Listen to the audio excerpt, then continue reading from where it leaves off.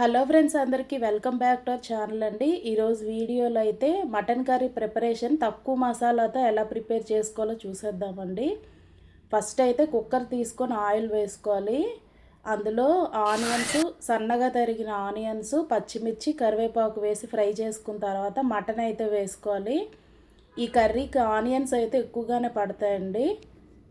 Mutton ఈ విధంగా హైలో పెట్టి కాసేపు కుక్ చేసుకోవాలండి. ఆయిల్ ఇలా రిలీజ్ అవుతూ ఉన్నప్పుడు అల్లం, వెల్లుల్లి చాలా కొద్దిగా అండి, అలానే చిన్నది దాల్చిన చెక్క, 3 అయితే లవంగాలు, 1 ఎలాచి, అనాస పువ్వు 1, ఇవన్నీ వేసి చాలా మైల్డ్గా అండి, ఎక్కువ వేయకూడదు అనమాట.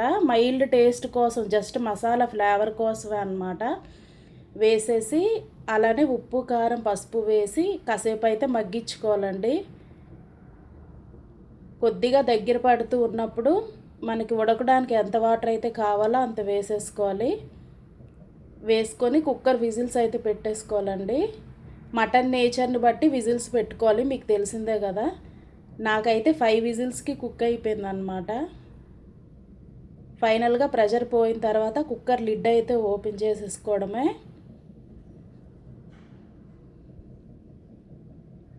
ఎక్స్ట్రా వాటర్ ఏమైతే ఉందో అది ఒకసారి దగ్గరగా చేసేసుకోవాలండి. ఇదే స్టేజ్లో మీకు ఉప్పు, కారం సరిపోనట్టయితే అవి కూడా యాడ్ చేసేసుకొని, కొత్తిమీర ఉంటే కొత్తిమీర కూడా వేసుకోవచ్చు. ఈ విధంగా ప్రిపేర్ చేసుకుంటే కర్రీ అనేది వెగటు లేకుండా ఉంటుందండి. మన గ్రేవీ కోసం ఎక్కువ మసాలా ఐటమ్స్ వేసామంటే కర్రీ అనేది న్యాచురల్ టేస్ట్ పోతుందన్నమాట. ఆ మీట్ యొక్క న్యాచురల్ టేస్ట్ పోయి మనకి మసాలా వెగటు అనేది ఎక్కువైపోతుంది.